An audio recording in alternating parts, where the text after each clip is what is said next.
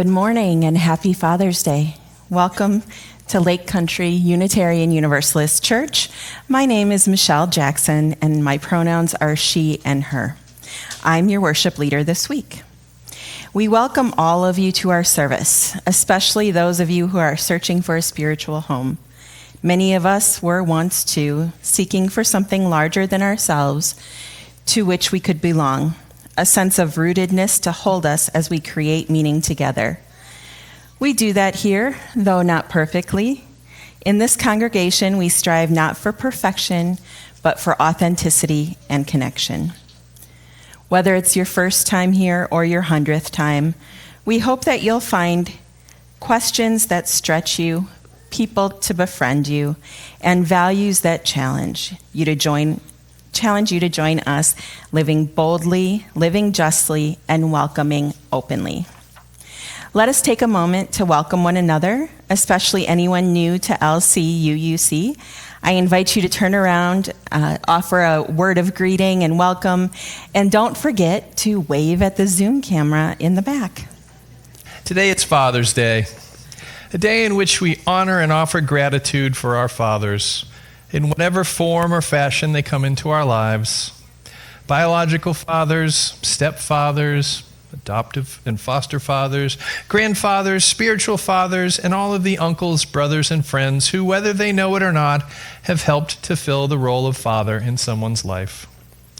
We are shaped by their presence and their absence, by how they choose to act and when they abstain, what they say and when they remain silent. Let us remember today and always the impact that these people have on us as individuals and as a community.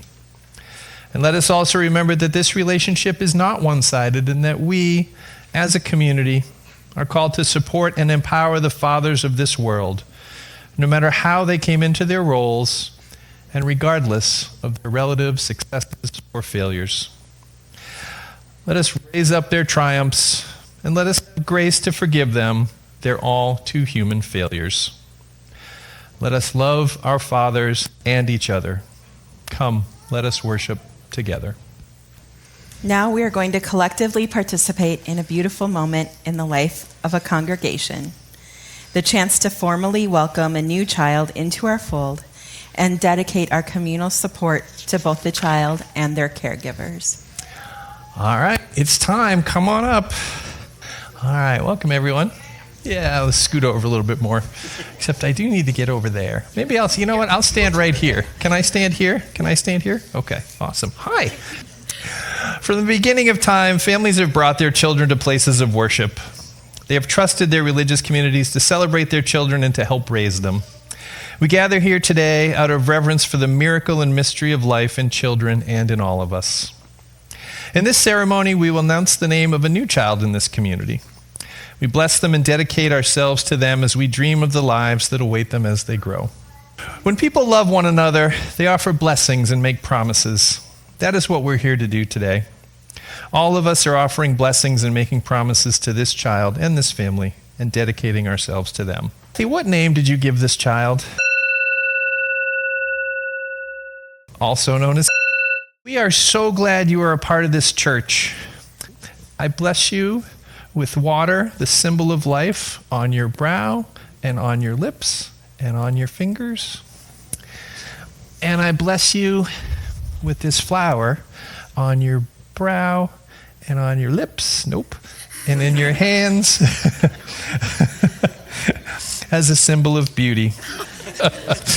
May your thoughts, your words, and your deeds create more love, more hope, and more joy in our world. Now the promises. First, from the gathered family. I'm about to pose a series of questions, and when I reach the end, if you agree with everything I've asked, your response is simply, we will. Parents and gathered relatives, will you love your child? Will you encourage their love of others and of the truth? Will you strive to show them through your words and actions a life of meaning, beauty, and joy? And will you wonder with your child, grow with them, teach them, and be ready to learn what they have to teach you?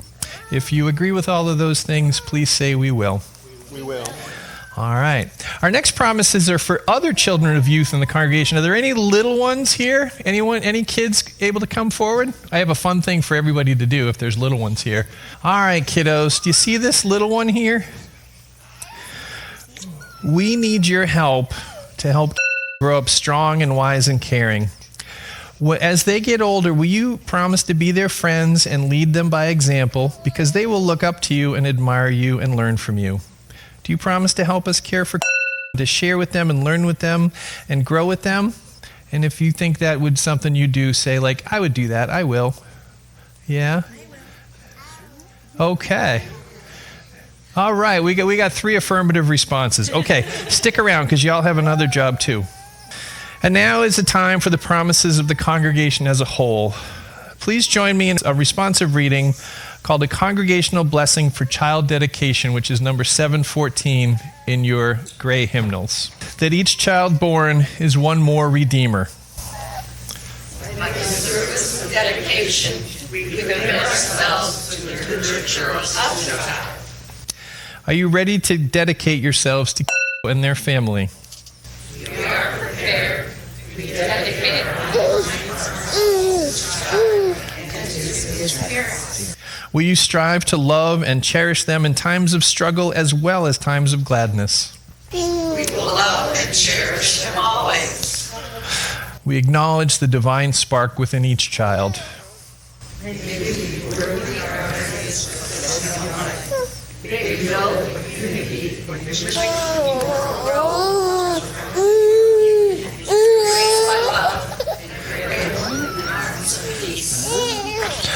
All right, now it's time to complete this ritual, but we've got a new element that I found that we're going to add in. When the music begins, I'm going to invite all those gathered up here with me to walk through the congregation so everyone can see and connect with not only this child, but all the children that we are dedicating ourselves to. We're going to go up the center aisle and down, and as we pass, I invite everyone to say a word or two of blessing or a hope or a dream, anything that you would want to gift to these children. And if you're seated near an aisle, you can stick out your hand for a high five or a fist bump from an older child if you'd like. You ready for our parade? All right, let's do it. Come on up. May our dreams for this child and all of the children in our community come true. May we all fulfill the promises we made today. May always be loved and always know that they have a home and a safe harbor in this congregation. And may all children always be loved and always know that they have a home and a safe harbor in this world. May it be so. Back on Mother's Day, I invited us to imagine what life might have been like in the United States if we'd become a matriarchal society. Now, one might assume that I would approach Father's Day in the same way, but that doesn't really work because living in a patriarchal society isn't something we really have to imagine. Men have dominated Western civilization since the dawn of our recorded history. So rather than having to imagine, we simply have to consider how things have always been and engage in a discussion of the role that traits traditionally described as masculine have played and in many ways continue to play in the world that we inhabit. As with most things, of course, it's not quite that simple. And as with all things, nothing is constant but change. A good bit of what we are seeing in our politics these days is in response to a shift in what were historically traditional roles for men and women. There is a strong conservative backlash to the expanded roles women have taken on in the world in the past 70 years. And as Frederick Douglass reminded us, power concedes nothing without a demand. It never did, and it never will. During the equal rights movement of the 60s, women demanded, and in many cases won, more equal protections under the law. Most of us in this room grew up in a time when a woman was not allowed to open a bank account without her husband's permission. A reality that seems absurd today, but was just one of 100 ways women's status behind men was assumed and continually reinforced. And as happens with all inequalities, once the playing field is made a little bit more level, evidence becomes clear that a set of assumed stereotypes are nothing more than that, assumptions based on false pretenses that wither when the light of truth better illuminates the game. Now, before I go too much further, it would be probably good for me to clarify a bit about the concepts of masculine and feminine. Because like gender, these terms are creations designed to describe an average, and they create a false binary between the biological sexes. As an example, my middle sister is a libertarian.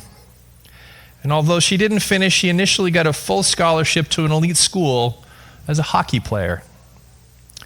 She owns a small arsenal of guns, rides a Harley, owns a terrifyingly enormous pit bull, swills beer at the bar on Friday night, and is generally someone most folks would not mess with.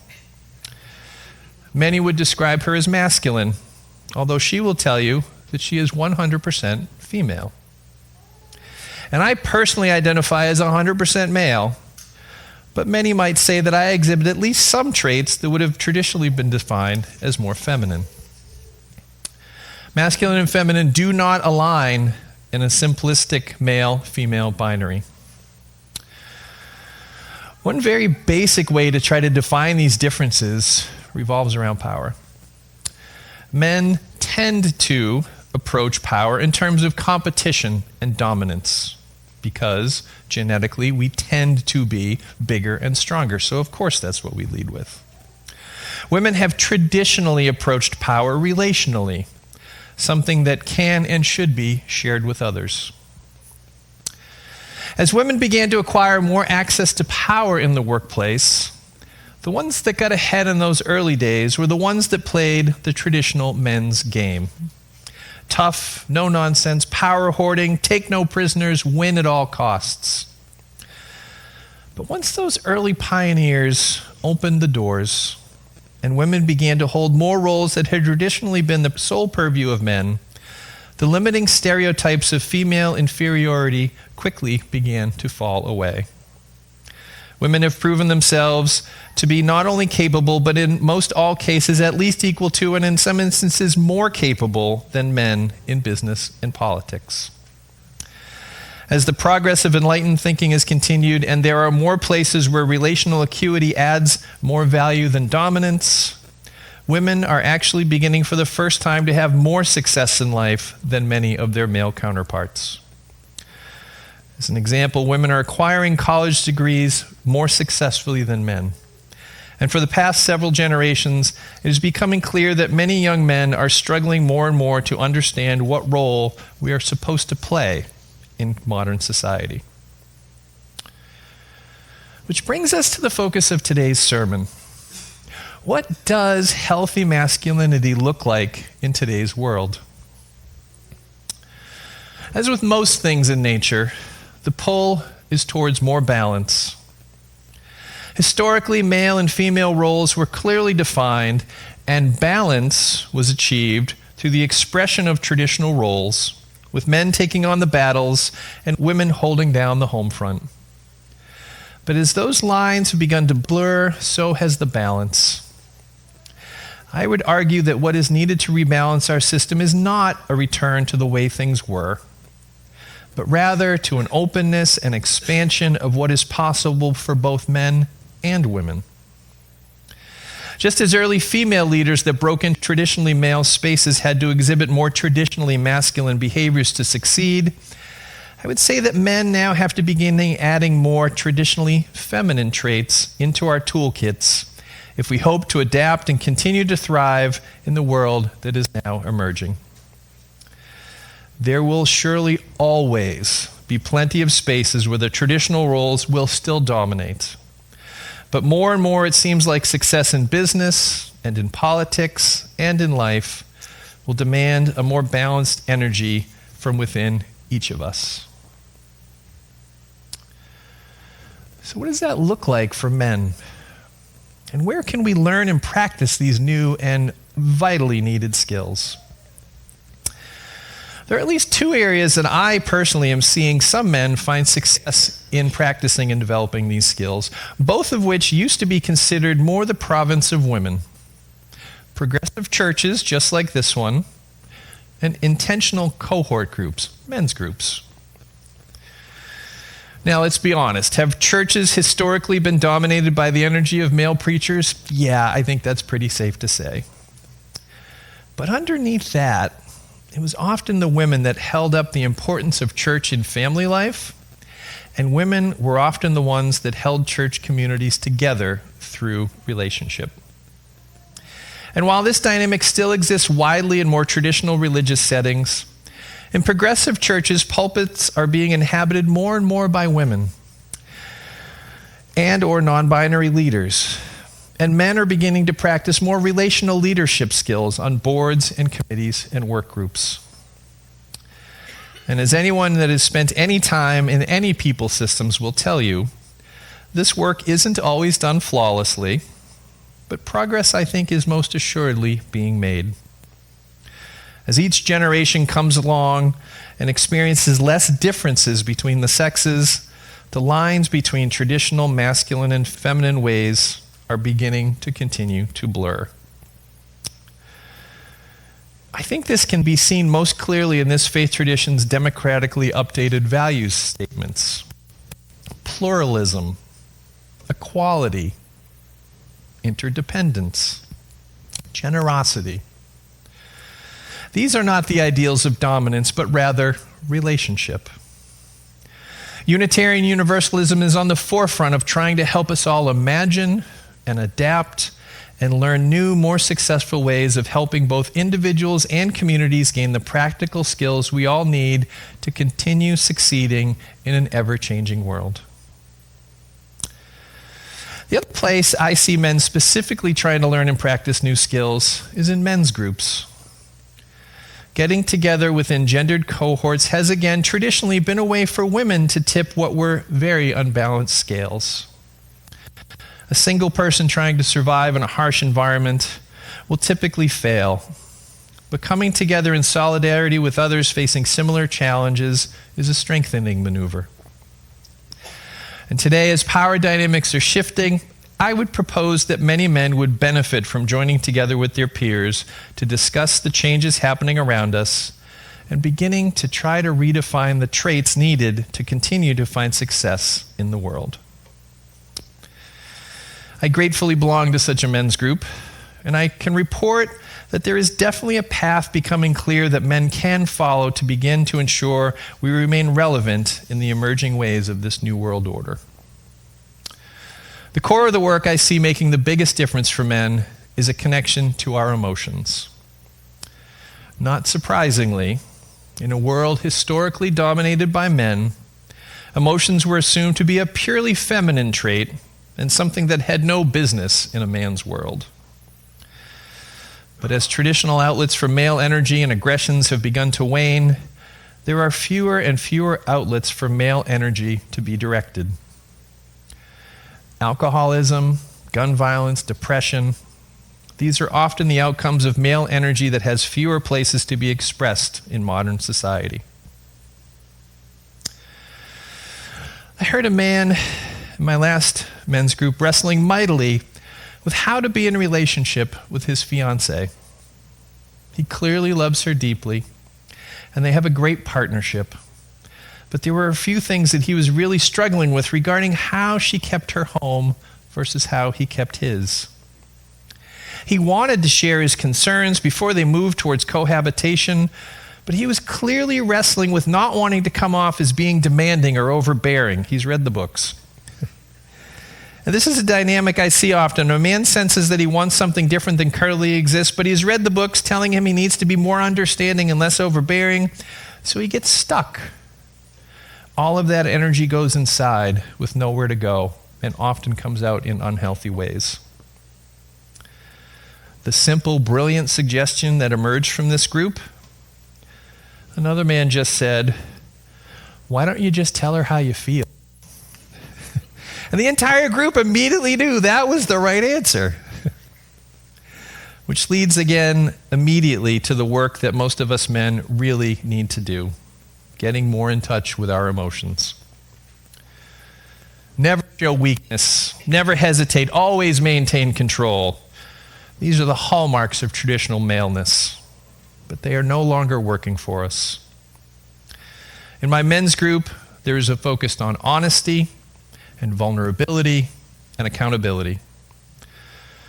Honestly bringing our struggles to the group, taking accountability for the results of our choices, vulnerably sharing when our actions don't align with our stated intentions, holding up to light to expose our shames and our fears, and staying in discomfort over the days and weeks and months and sometimes years it takes to change behaviors that are clearly not serving our highest needs. This is the way. The good news for men is that the work to build the containers where this kind of work can be done are not new. They have just been lost in our society and need to be reclaimed. Throughout history, as boys approached adulthood, they were welcomed into their roles in society through rituals of transition, where the ways of childhood are set down and the skills of healthy adulthood are established. The skills may be shifting, but the needs to transition from the old ways of being to newer, more mature ones remain. Men are to find ways to continue to succeed in the new world that is emerging. We would do well to reimagine the old ways that were used to encourage these transitions. Feel your feels, men. Connect with others that are struggling with similar struggles. Use your courage to practice vulnerability. I don't believe that the challenges humanity is currently facing can be overcome with only masculine or feminine energies, but rather through a melding of the two. Nature is always stronger when there is balance. As the lines between masculine and feminine roles in society continue to blur, it will be incumbent on men to begin to adapt to the way things are becoming, rather than assuming the world will bend back towards us. Is it uncomfortable sharing power in places where we never used to have to think about it before? Absolutely. But those communities that we are able to learn and express these lessons will be stronger going forward and will continue to bend the systems back towards the middle. Not with one side having power and the other having to adapt, but rather by having each of us develop the new skills needed to share power more effectively for the betterment of all. Happy Father's Day, y'all. Blessed be, and may it be so. When it comes to our children, we do not have the luxury of despair. If we rise, they will rise with us every time, no matter how many times we have fallen before. And I hope you will remember that the next time you fail, and I hope I will too. Remembering that is the most important work as parents that we can possibly do. Fathers, on this day, I can say personally that it was the birth of my daughter that taught me how to feel feelings, and that is one of the greatest gifts. That is the greatest gift I think I have ever received. To continue receiving gifts, come on into the social hall afterwards, have a coffee. We've got button makers. I had one of the kids made me a little button. I put it on my thing here. I got a strawberry ice cream cone, which I'm very excited about.